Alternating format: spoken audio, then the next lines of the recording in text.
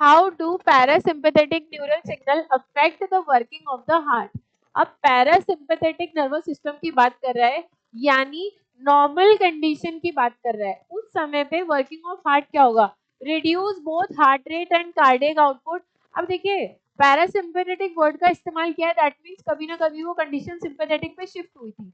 अब उस चीज को आपको दोबारा पैरासिम्पैथेटिक पे लेके जाना है। हमें ये मान के नहीं चलना है कि बॉडी ऑलरेडी नॉर्मल कंडीशन में है, it shifted to the emergency condition, now it is again shifting to the normal condition। तो heart rate reduce होगा, cardiac output reduce होगा।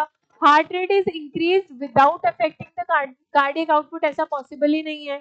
both heart rate and cardiac output increases, increase तो तब होगी जब किस केस में sympathetic के केस में, ठीक है। heart rate decrease but cardiac output increases, ये भी केस पॉसिबल नहीं है।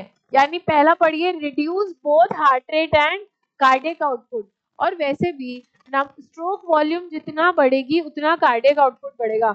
अगर आपने हार्ट रेट रिड्यूस कर दी यानी स्ट्रोक वॉल्यूम कम हो रही है, स्ट्रोक वॉल्यूम कम हो रही है, stroke volume is directly proportional to the cardiac output,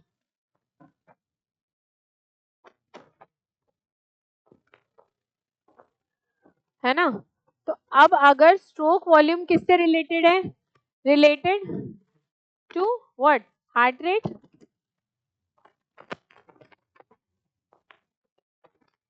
relation with heart rate, ठीक है। तो जितना हार्ट रेट कम होगी उतना स्ट्रोक वॉल्यूम कम होगी, उतना ही कार्डियक आउटपुट कम होगी।